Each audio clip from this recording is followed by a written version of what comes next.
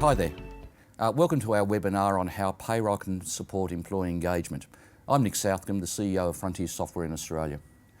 Payroll processing is simply not another administrative back office task that must be accomplished every week or two.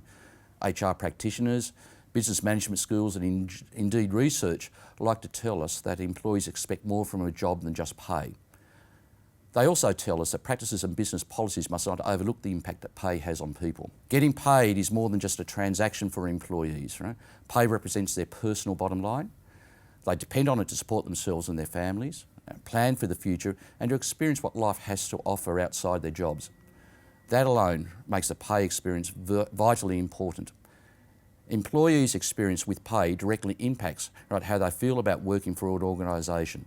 The pay process is the most intimate of all business processes. Payroll factors that may impact employee engagement include the amount of compensation they receive and how compensation is set, getting paid right, in other words, accurately and on time, the frequency that you receive your pay, the transparency of their compensation through communication and technology, and how easily they can access what they've earned. These factors are all closely tied to employee engagement, retention and organisational wellbeing. It's a huge hit to employee engagement and wellbeing if employees can't trust their pay will be fair, accurate, on time and easily accessible. As such, the pay experience is a crucial component of the trust an organisation builds with its employees. This is a fact that cannot be underestimated as organisations try to optimise payroll spend whilst building highly engaged cultures. And perhaps today, with the numerous pay underpayments, possibly pay theft if you wish, right, coming to light, trust in the pay process is coming under more scrutiny than ever before. So how do employees feel about their pay experience? I suggest that many organisations don't even think to ask. And what are employee perceptions and expectations about what works, what can be improved, and what they want around the pay process is changing. Again, I suspect many organisations don't think to ask. So to talk through these topics and issues today, I have with me Mukta Jain, the National Payroll Manager from Eclipse Group, Aaron Silvestro, a consultant with the Voice Project, and myself. So in the interest of transparency, Eclipse is a client of Frontier Software, and the Voice Project is a vendor that Frontier Software uses to conduct our employee engagement surveys. In fact, we're in the process of doing one right now, our third formal process. The topics that we're going to talk through today will be based around, is there any existing research or analytics on payroll and employee engagement? Secondly, what can payroll do to positively impact employee morale, engagement and wellbeing? Thirdly, the intelligence of employee engagement that might already exist in your payroll databases. And fourthly, the importance of payroll professionals. So Mukta, perhaps you'd like to introduce yourself to our webinar audience and tell them a bit about yourself and what you do at Eclipse. Sure, Nick. My name's Mukta Jain. I am currently the National Payroll Manager for Eclipse. I started my career in finance and moved to payroll 5 years ago. Found it a very interesting and challenging field. For the last couple of years, I've been working in system implementations, resulted as part of M&A activity. I find it a very challenging space, but also at the same time, it pushes my skills to the next level. And Aaron, about yourself, please. Yeah, sure. So, as Nick said, I work for Voice Project. Voice Project is a research and consultancy based in Sydney, just outside Macquarie University, where we grew up. We have a very simple mission, is that we believe that organisations can improve when they give people a voice. So our main focus is how do we help organisations create a safe and effective way to give employees a voice, to improve leadership, to improve engagement, to improve well-being. Personally, I started at Voice Project 4 years ago after finishing a Master's in Organisational Psychology, which really gives us the skills we need to ask, how are we measuring employees' attitudes and beliefs and what's impacting on their abilities in a really scientific way. Yeah, thanks Aaron, thanks Mukta.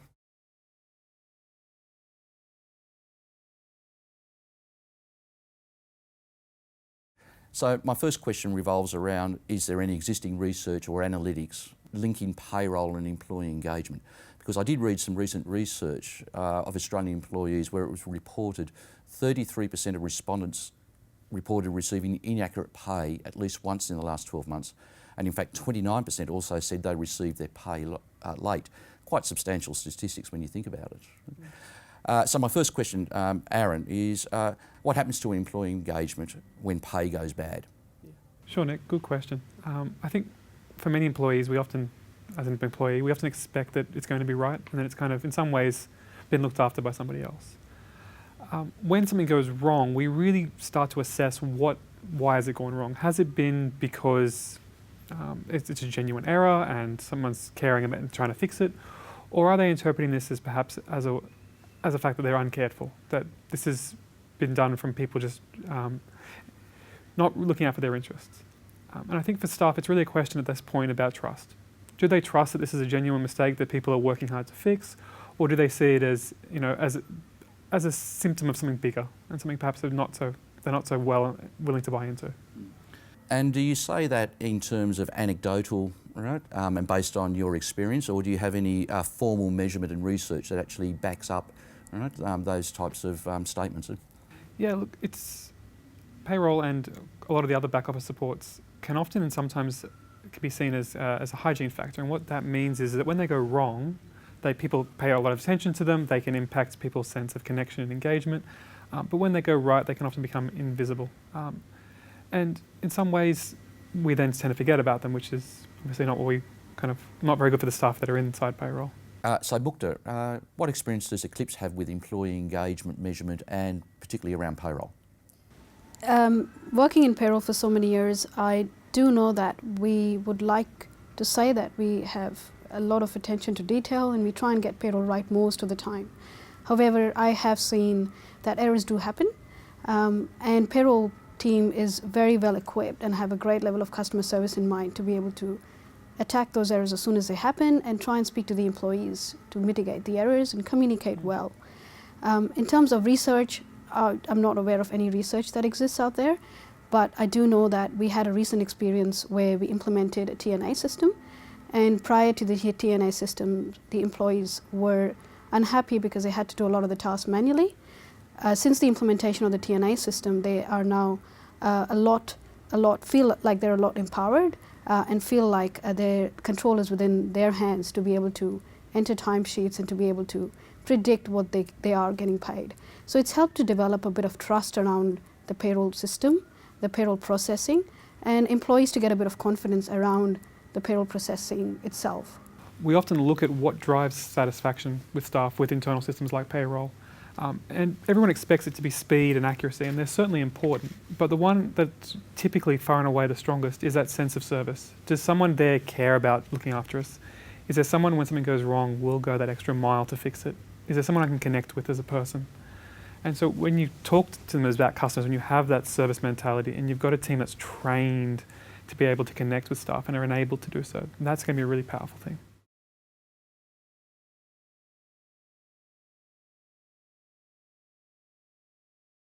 I'd like to move on now to my second topic, really, is what can payroll do to positively impact employee morale, engagement and well-being? So this is about being proactive. And I suppose this can fall into about 4 or 5 different categories. Getting pay right, obviously, accuracy, timeliness, the ability to access information about pay through technology on the mobile device, the method of receiving your pay, right, and pay frequency. So in relation to timeliness, one of the biggest challenges for payroll departments is getting the necessary inputs that you need on a timely basis. And so to a certain extent, payroll departments would be at the whim of managers and employees not getting the information to you at the right time, and also they make errors. Right? So if that information doesn't come in, or there are errors in that source information, who gets blamed first? So it is payroll often have to compensate for the tardiness of managers. In all the teams I have worked for, we've made sure that the communication is clear, the deadlines are clearly established, but largely it's about roles and responsibilities being very clearly laid out and that being communicated across the business to the managers. And when that does happen, I have found that the results are actually quite good. The managers are responsible, the employees get paid on time, and payroll often do not have to wait till the last minute to make changes for the employees and the managers. End result, we get enough time to check our payroll, focus on the accuracy, and deliver a good payroll processing result. Do deadlines and the lack of real-time information impact accuracy? Because payroll departments are very deadline oriented, right? You've got strict deadlines to get the EFT out on a certain day. So do inaccuracies happen because of that stress, because payroll's so time sensitive? I mean, do you run out of time? Does the business need to take more responsibility further upstream to ensure success of accurate pay on time? Absolutely. It happens quite often that we do run out of time, but it is mitigated if employees and managers do their bit to stick to their payroll cutoffs, stick to the deadlines, and communicate it down well. If there are issues, raise it with the teams earlier on. I found that the gap is often filled by technology, so having the right tools so that employees and managers can do their bit without frustration and allows enough time for everybody to complete tasks on time, and having a single source of truth where data doesn't have to be double checked, doesn't affect payroll deadlines and payroll isn't caught up with data inaccuracies helps a lot, the payroll team as well as the employees and managers, in supporting the team to achieve accurate results. We talked about technology just then, and so part of technology is the ability to easily access information about your pay, self-service, mobile, right? Aaron, what do you see about the impact on employee engagement and so on by providing employees with the right tools to be able to check on these things? Sure, Nick. I think there are two broad ways technology can help support engagement. The first is it can remove frustrations. So where there is errors, where there is time-consuming processes, where there is paper and other processes that perhaps you can't interact with as easily, technology can remove a lot of those frustrations. It can allow staff to focus on what they're passionate about, what they're delivering to the business, where they get reward from their work, rather than worrying about red tape. The other thing it can do is it can give staff autonomy. So if staff are able to log on in the middle of the night and book in a holiday because they have a family event coming up or a wedding, if they're able to engage with it in a way that they're comfortable, to check things themselves, that sense of control, that sense of double checking, that sense of that things are right, can really help. And there's a lot of situations where they may need, for example, to have information out of the payroll system to supply for rent or to go for home loans. Anything we can do to make it so that their interaction with it is more positive, that it's more in their control, will have a really big impact on staff. Is there any research or do you have any anecdotes where employee engagement and wellbeing might be impacted because I provide access to a payslip through technology on a mobile phone rather than a paper payslip?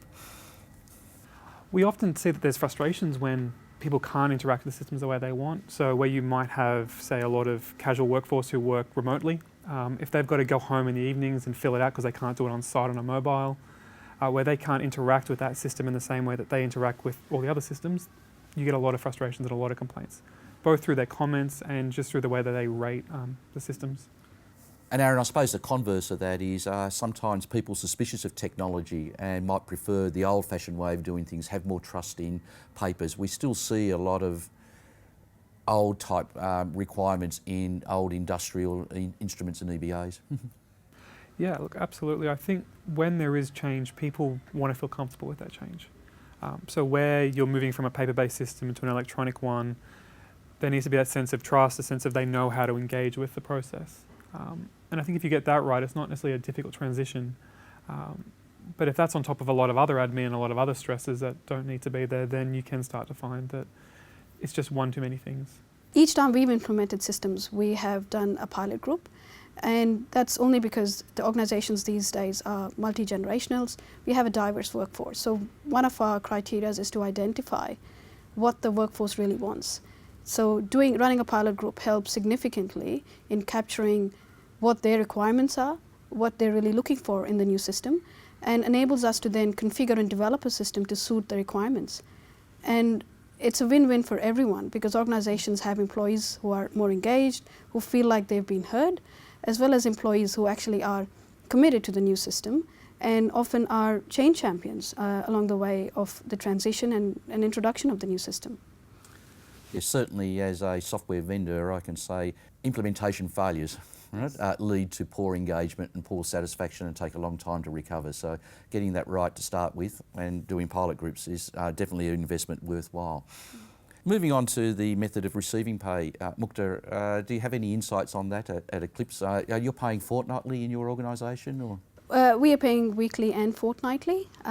Fortnightly works pretty well. Weekly comes around very soon, and often the payroll team do not have enough time to check, to validate the data. It's often the fortnightly that actually has got salaried employees. And all your pays are direct debit, are they? Yes, they are. We direct debit our pays.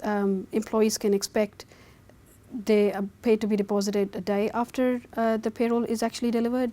And because of tools available, they can actually even go ahead and calculate the actual amount that they're expecting in the bank account. Yes, I don't think anyone's paying by cheque anymore. I'm not aware of that happening in our client base. I'm not sure if you're aware of any of your colleagues are, or Aaron, in your experience. I'm not sure if anyone gets paid in cash anymore, right? And it might be a bit of a compliance issue nowadays. It make you think. But there are emerging technologies as well. Cryptocurrencies being one, and we are seeing some interest in that as a vendor. And there was one payroll software vendor in the US that's set up paying by Bitcoin. Very interesting concept as a way of paying countries and things like that. And there are also emerging third parties that allow people to get their pay in advance. Frequency, Aaron, is that an issue that gets raised in employee engagement, or do you think it might impact employee engagement? And do employees want to be paid more often? Yeah, it's an interesting idea. You will see that there are times, for example, if you have casual people who may work infrequently, where a monthly cycle they may see as unfair. So if you start to get situations where the process looks like it's not fair, where it's not equitable, it's not, you've worked a month ago and you've got to wait a month to get paid, then I think there's situations where it's not just about the frequency, but it's about the fact you're not reflecting people's needs and what they need as well. You're not really listening. So that ability to listen to staff and to find out, like Mukta said, what do they want, what do they expect, and to meet those expectations is important.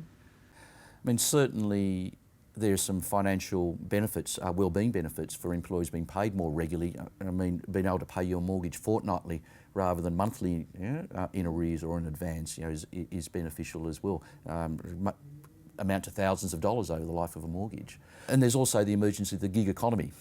And I know when Mukta and I were talking some time ago about this, and one of the things that we're talking about in the vendor community at the moment is the rise of the gig economy and people wanting same day, to be paid on the same day.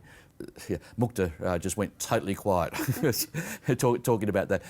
Thinking how would an organisation actually have to deal with that? Certainly as a software vendor, that is something that we're aware of. We have some capability in our system to do that, and I know some other vendors do as well. But heads up to everyone out there in the community, this is coming. Gig economy, same day pay. Exactly what Aaron was saying before. They want to be paid now. The other type of benefits that technology could deliver in terms of employee engagement are things like verification services. Statistics show that the average employee will ask a payroll department about 1.7 to 1.8 times a year for verification of their pay, to do it with banks when they're taking out credit cards, renting or things like that. Mukta, that must take a fair bit of time, right, in your payroll department, answering such requests? It does, Nick. We often get a lot of requests, and it's the urgency of the request. And as payroll teams, it is quite disruptive to stop in the middle of payroll processing and answer the employment verification requests. However, it is extremely important for the employees and for our customers, because they could be waiting on us to complete the verification so that they can have the mortgage signed off or have the car delivered that they're looking to get by the weekend. So yes, an employee verification service would be definitely a step forward for businesses to engage in, to develop real-time solutions to these ad hoc requests from the employees. And you would like that to be seamless, so you're not interfered, your business process. It's probably not in your job description now to actually do verification services, but it's kind of expected, and employees want this faster. Aaron, I assume that would have a benefit. Oh, look, I think if you can communicate to people easily and seamlessly about when services are coming, you can make it transparent, and you can show that what they need is important. That's really a way to show to employees that you value them and that you're willing to go above and beyond for them. These are areas where you can really make a difference. So, Aaron, when pay does go wrong, and it does happen, right? And we've seen many cases just recently, but things are going to happen. It's technology, it's people, it's processes, it's business. Right? What should happen when something goes wrong? Yeah. So some of the biggest predictors for, say, service quality and people, and employees in particular, finding that they're very happy with service quality is obviously things not going wrong too often. That they want it to happen seamlessly, they like it to be fast, and I think in some ways our expectations are getting bigger in that regard. We're kind of have this Netflix effect where if it's easy for us as customers, it should be easy for us as employees. But when things go wrong, really what you have here is a sense of trust. So can you communicate to people? Are you the ones proactively communicating that something's gone wrong? Are you actively staying on top of it and keeping them updated? Are you able to reflect that you're aware of the impact that it's having on them and find ways to help them as quickly as possible?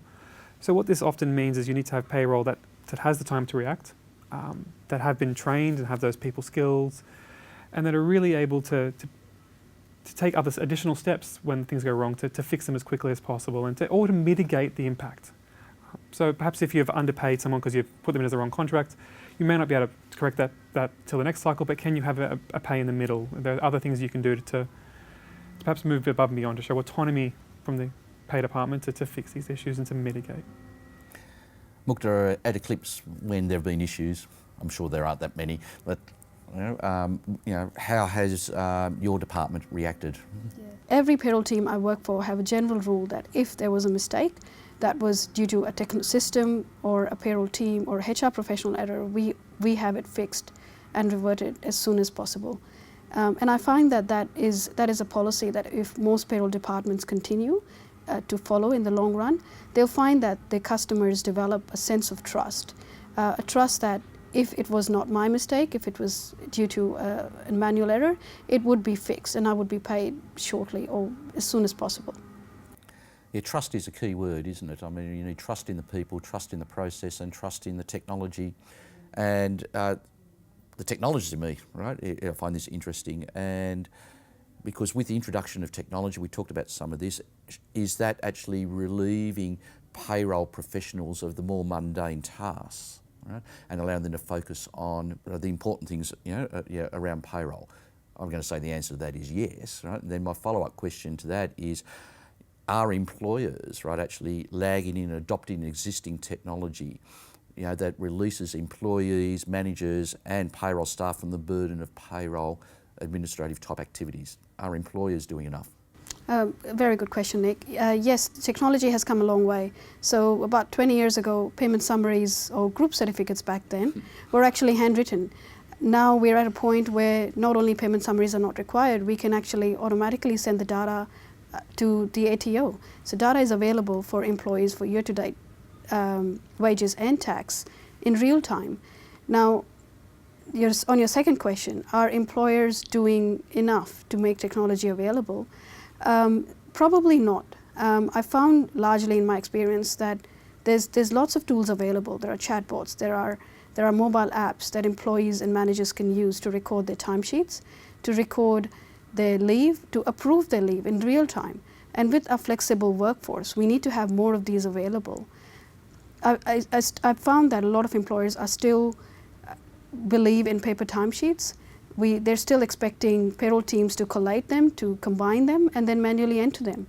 So there is a long way for us to go as a vendor as well as employers to be able to support the employee base in delivering best-class payroll results. Aaron, are paper timesheets a good thing for engagement or a poor thing for engagement? Processes that are frustrating are never a good thing for engagement. Again, if you're having to go in manually and fix up timesheets, if people are making errors, it just all adds to frustration. It drags you away from what you really love about your job and what you really want to deliver.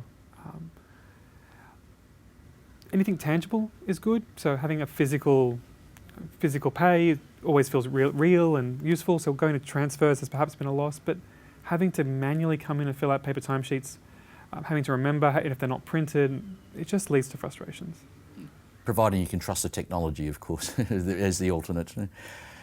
So as payroll staff have been relieved from elementary, low-level tasks such as data entry and communicating basic payroll details to employees, because now they can go to self-service and look it up themselves, right? All this releases time for payroll staff, right? So are we seeing a rise of the payroll professional, right, and more respect to that, or are we actually seeing employees reducing payroll staff levels in an organisation? I think I haven't found a correlation of improving technology with reduction in payroll resourcing. If anything, this has actually resulted to a little bit of a shift in the payroll professional in terms of what skills are required, as well as in terms of what they can actually do with the current skills and ability. There's a big focus, and with a lot of recent news as well, there's a big focus on risk and compliance. So a lot of the payroll professionals now need to focus more on ensuring that the systems comply and putting schedules in to ensure that there's a regular review conducted on their systems. That on its own would take a reasonable amount of time from payroll professionals' day-to-day activity, but as well at the same time they are actually quite mandatory and required to ensure the long-term success of the payroll professional. So with the rise of the payroll professional as they're stepping away from the more mundane tasks to deliver better value-added type services around compliance as well, right? Is that having a positive impact or even a negative impact, or what sort of impact is that having on the employee engagement levels of payroll staff themselves? Payroll staff have had a significant change recently in terms of the visibility and the attention that they're getting from the businesses. For reasons recently that there's been a lot of news regarding incorrect or inaccurate payments, the team itself, the payroll team itself, has now realized that their role is actually quite important. The business is now valuing the payroll team and the work that they do and how critical it is to the business generally. So for the team itself, it is sort of helped with their engagement levels in terms of that they're no longer just a processing team or an admin team that is doing back office tasks. Their role is important, and their role is extremely critical for the business to survive and to develop a good reputation, as well as for the employees to trust that the business is doing all they can. So yes, it has impacted positively on the employee engagement of the payroll team. So your engagement levels are up from compared to a few years ago? Absolutely, I would like to think so. The engagement levels have improved just because this profession itself has improved. So it affects the staff working in those teams and how they feel about themselves, and the value of work that they're doing is actually improved from what it was a couple of years ago. Aaron, your perspective on this? Yeah, it's an interesting one. You have payroll who are often deadline heavy. They've got a lot of deadlines, sometimes fortnightly, at the worst case potentially weekly. They're often waiting on timesheets from other people, so they're often outside their control sometimes to get it right. And they're often unseen, so there's often not a lot of recognition from the business. What we have is a situation where you could have quite a lot of a very stressful environment for them. To help them mitigate that stress, we often want to give them the resourcing and support that they want. So having the right systems in place that can do some of the load, having easier processes, and then to go with the training and that sense of importance. That helps kind of balance against that impact of that stress and the challenges of their job, and helps them see that what they're doing is important and that they're resourced to do it and respected to do it well.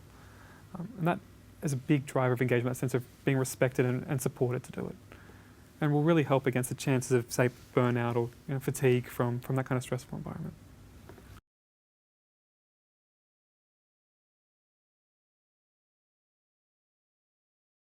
I think that then moves us on to the next point, right? And being a payroll system is very data heavy. There must be a lot of intelligence in existing payroll databases that can tell us about employee engagement. Sure, Aaron, this is what you do. You go out and you do engagement and wellbeing surveys. Does any engagement survey methodologies or actually tap in directly to the payroll systems? Yeah, look, absolutely. I think there's a lot of potential here. For some organisations, and from some research we've done, we've seen that when you can lift engagement by 5%, we'll see a 10% improvement in payroll. What that comes from is a decreased use of sick leave, decreased turnover, and even decreases in kind of how often and frequently people are using up their annual leave. So it's a very conservative estimate. There will be obviously other returns from creativity, from more teams working closer together and other elements. But conversely, you can also use this payroll data to look for hotspots in the organisation, to see where issues might be developing in between surveys, And this could be a really good prompt to say run a pulse survey as we've discussed, or to start a conversation for senior management or the head of that area to go and to talk to staff and to say, what's happening lately, what stresses are you under, how can we better support you? And sometimes it may be really obvious what's going on, other times it may just be a need to go and ask. What you don't want to happen is to wait a year or 2 years for that annual survey to then say, oh, this is what the problems were, we knew the turnover was high, and now it's making sense, where I think in some ways you've got that information. If you're feeding it into your HR dashboard, alongside your engagement and your other metrics, that it can be a really powerful tool to really help you guide the organisation where its focus should be. So that almost requires a paradigm shift of treating a payroll system not as a historical system, right, but as a leading indicator. Yeah, in some ways it's going to be telling you what's changing. I've heard a debate either way, whether it's a leading indicator like you're suggesting or a lagging indicator. I think in many ways it is still responding to people's sense of what they're feeling, so it's lagging in that regard, but it may be more up to date than some of your other measures. Yep. Mukta, in your organisation, does management look at payroll data, as an indicator, either lagging or forward indicator, red flag indicators on what might be happening in employee engagement? We have reasonable analytics built in and regular reporting functionality built in our system to be able to run sick and annual leave reports. And the analytics often help, is included as part of our HR dashboard. They often help management to identify if there's certain teams or certain departments that actually have a high level of sick leave taken or annual leave not being taken, to be able to assess in advance if there are areas, problem areas that need to be looked into further in those departments or teams. Yeah. What you don't want, Nick, is a situation where you've had this data and you've kind of come to the annual engagement survey and gone, oh, that's why this team's turning over. When you perhaps already have an indicator there that maybe we should go and talk to the team, maybe we should go and see what's going on. Maybe in bigger organisations that's a pulse survey, but you've got something there to prompt you to say, let's stop and see what's going on. Let's listen to what we already know. Aaron, you just mentioned pulse surveys, and they've been quite popular lately. Is there a move away from the annual survey to pulse surveys, or are they still a mixture? And one of the things is survey fatigue, right, becoming an issue, and maybe actually mining existing data, right, might be a way of alleviating survey fatigue. Yeah. I think we're all moving towards driving businesses more and more by data. And in many ways, it's really the direction that everything is going. So it seems natural that we are introducing pulse surveys. Sometimes there's good uses for them. You might see that there's an increase in turnover and you want to know what's going on. You might be in the middle of a change process. There is also this temptation sometimes just to run pulse surveys to update the dashboard. And I think in situations like that where you're not responding to employees, where you're not giving it the same level of importance and actioning the feedback, you are running perhaps a risk of fatigue in those situations where the data you can get out of the internal systems such as payroll perhaps could tell you as an indicator whether or not you should be doing them first. Potentially one of the issues with mining payroll data would be that it's not necessarily anonymous like engagement surveys. It's not. And then I think this is a really good question about how do you protect staff anonymity? How are you showing trust and faith to your employees? In some ways, payroll and HR more broadly has a real role here of being guardians of this data and making sure it's used appropriately and for the benefit of employees as well as the company. And they can marry up really well. But it does become creepy if people are trying to track data and don't understand why they're using it and how they're using it. What I'm saying is not when things go wrong in these data sets or where they're going the wrong way that we know something is wrong, but it's a point to start a conversation, to bring people in, to ask them what's going on, to really have that human element that I think Mukta was going on about before, about that sense of service and a sense of kind of being in communication with the staff and communicating. And that may be going to the CEO when it's a particularly big change, it may be HR, it may even be payroll in some points is a situation where they can start to raise these situations. I think the things we've been focusing on just in this conversation in the last couple of minutes is more around leave balances, sick leave, annual leave, which can also sort of drive around issues around burnout and things like that. Might give some indications on tenure. We can do some predictive analysis on that. But one part that can impact employee engagement is, of course, pay parity issues and things like that, right? You know, and so are people addressing pay parity, or is that a driver? I suppose is my first question. Is parity issues, right, a driver for poor engagement? Yeah, and it's a good question. We're seeing kind of quite often at the moment where there's headline cases where people are quitting because they find out that they're paid less than, say, a male counterpart. Or they find out that their team is paid less because it's in a different state. What the heart of this is fairness. Am I respected as an employee? Can I trust the organisation? Do I have that sense that we're working together? I think if pay parity comes between that sense of trust, that sense of belonging, then that is going to be very harmful to a sense of employees, that they want to contribute, that they belong here. And of course that's going to damage employee well-being and it's going to damage engagement. I don't think from our data, being paid at the highest level is not necessarily the ultimate outcome. It's not going to drive the highest level of engagement and well-being, but it being fair, it being communicated clearly, it being appropriate. Those are what's really important, that when you come to work that you're respected for what you're doing and that the organisation respects you for what you're doing and that it's fair. And how do you measure that? It's not a question for now. Other than pay, leave balances, parity issues and diversity or anything like that, is there anything else that might be contained in a payroll system that may assist with measuring employee engagement? Question to both of you. We obviously have detailed exit reasons that can be recorded, and most systems these days have ability to cater those reasons. So part of the data recorded within the HR system can actually be used for exit surveys or to be able to understand the turnover or just retention. Reasons for people leaving would be stored within the HR system and could be a mine data which can be used for promoting employee engagement. Aaron? I think there's going to be lots of opportunities when you start looking at the data you've got. What you're really looking for is opportunities to say, where has something changed? Because this is what's going to start those conversations. It's going to tell you to do something. So it could be, have we had a change in the number of increases in pay? Have we had a change in the number of people going for promotions? And those title changes. There's potential data there. The question then becomes, is the system enabling it to get it out easily? Or is it just more efficient and enables us to enact more appropriately by perhaps falling into other methods? So it's what you're saying there, it's just not the quantitative type of data like number of days leave you've taken or entitled to or your pay, but other measures such as changes in titles, requests for pay increases, right? People moving departments, right? You know, and all this type of thing, you know, could also provide indicators to engagement, right? People moving departments can actually be a really good thing, because what one of the big drivers of engagement is that sense of career opportunity. Can I grow as a professional here? Am I seen as being able to add more value and to deliver more and to give more and to learn?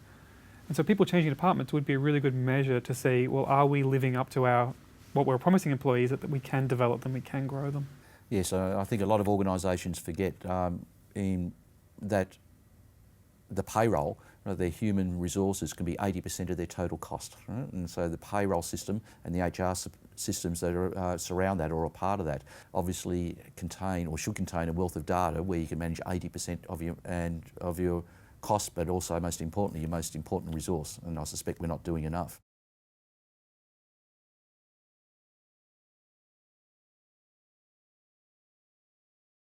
Moving on to the importance of payroll professionals. Right?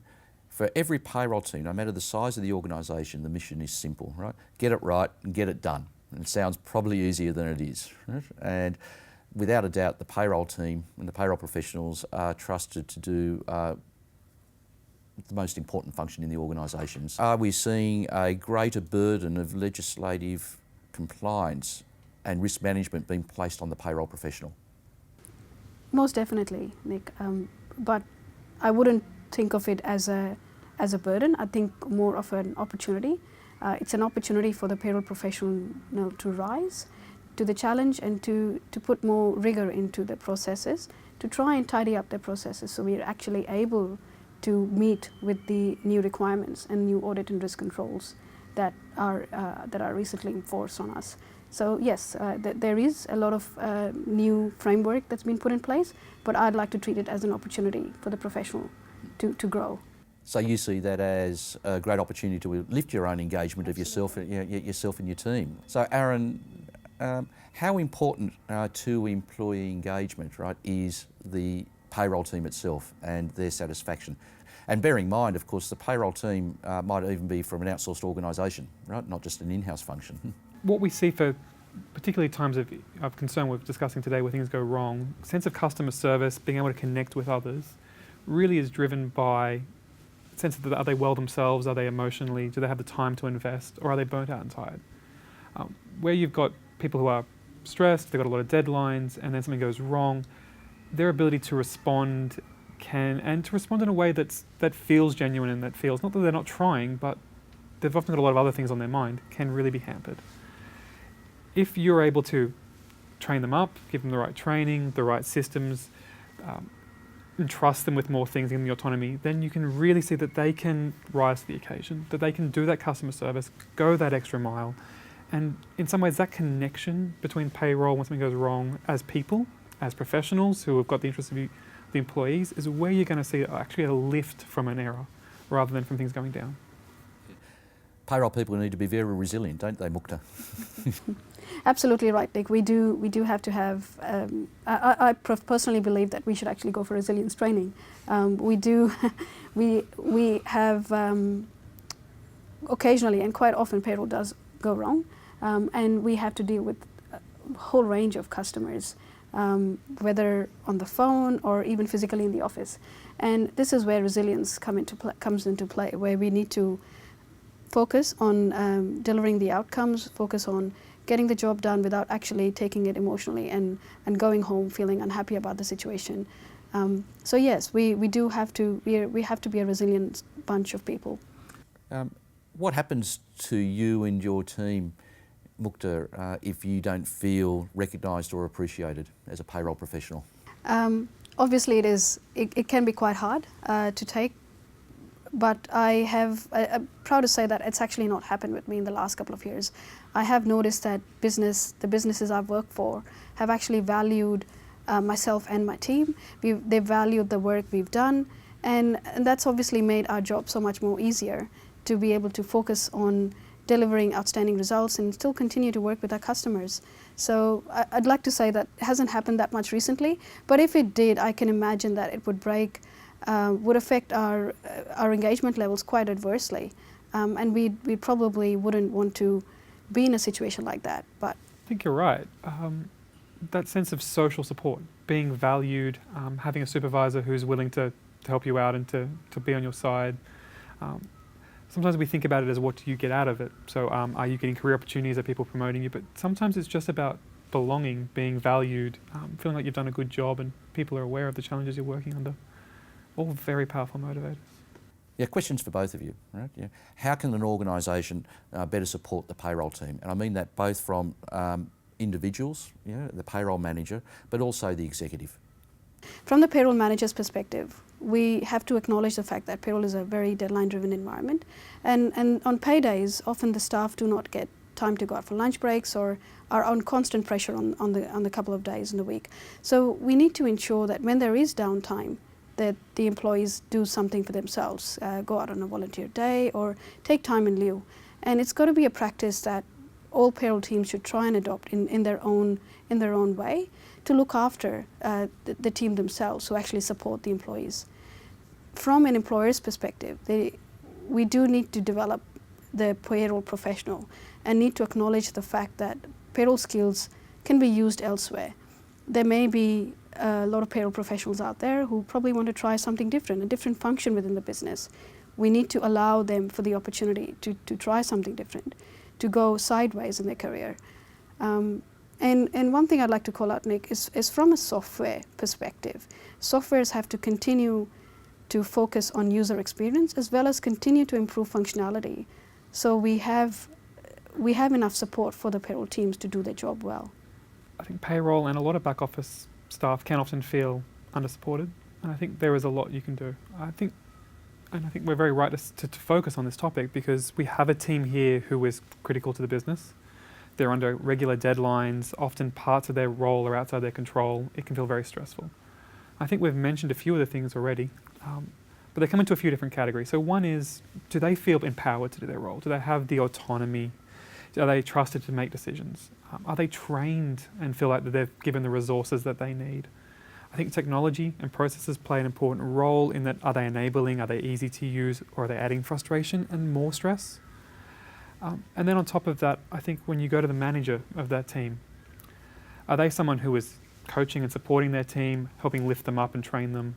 Are there discussions when things go wrong about how do we learn from this? Or are there a sense of who do we blame? When we're trying to learn and develop and we understand that this is a difficult situation, people really rally to that. Where I guess it is natural sometimes to say, well, where did the problem originate from? But to be able to turn that around and say, well, how can we grow and learn? How can I coach you? How can we get better? I think what we're seeing is that there is increasing sense of a lot of skills that we need in payroll nowadays. We have people who need a lot of people skills. They need to be able to talk when things go wrong, communicate to the business. They're often communicating to higher levels in the organisation. And they often have to understand legislation. They come with a lot of skills for the people you need. It's understandable that they want to continue to give more, to have those career opportunities to move sidewards, whether that's a temporary role, whether they're working with another team to support them, or whether it's a more permanent shift. So that career opportunities and coaching and looking out for opportunities would be two really powerful ways. Certainly, we employ at Frontier Software about 40 payroll professionals ourselves, and we know how hard it is to find good payroll people and keep good payroll people and keep them engaged. Right, and offer them career opportunities. And I know, Mukta, you said earlier in the conversation about hopefully one day you'll move on from payroll as well. And I think that's something that organisations do overlook, right, and tend to see payroll as a typecast role. And I think that's a big shame. One of the other things I think Mukta and you were mentioning before was that often payroll doesn't get acknowledged for their work, that people don't ring up on the Thursday afternoon and say thank you for the pay. That would be really weird if they did. But I think going back to your question, what can the senior executive do is they can play that role to say on behalf of the business you've done really well, or we were really happy with how you handled that situation. That sense of them being approachable and interested in what they're doing, and to offer that thanks would be a really powerful way. I often wonder if the levels of accuracy that's expected out of the payroll team, right, are expected, the same levels are expected elsewhere in the organisation. I suspect not, right? And so the demands on payroll teams, the professionals and the technology they use and the processes that support them are critical. Mukta, Aaron, thank you for coming in and joining me on this webinar today. And I believe we've only just scratched the surface, right, on this. And perhaps if I could ask you both, and I'll ask you first, Aaron, just to sum up, what you would take away from this conversation today. Yeah, I think what we need to take away from this is that there's two roles here. One is how do we drive engagement for payroll staff themselves? They're under a very strenuous environment, and I think there's opportunities for the organisation and for their managers to play a real coaching role. But if they start a conversation asking them, what are they getting out of this? How can we better support you? That we're going to see a really strong kind of resonance of that with the staff. I think as payroll themselves looking to drive engagement in the organisation more broadly, I think there are opportunities for them to take away frustrations with staff, with old systems, with things that are clunky to use, and to give staff some tools to also manage some of their own concerns and give themselves more autonomy. So I think this is a really interesting discussion and one that would deserve ongoing kind of consideration. Mukta. For me, the key takeaways would be payroll teams out there do need to ask their customer base, what are their pain points? What is it that they're missing from their existing systems, or what is it that that the team could do to actually help them?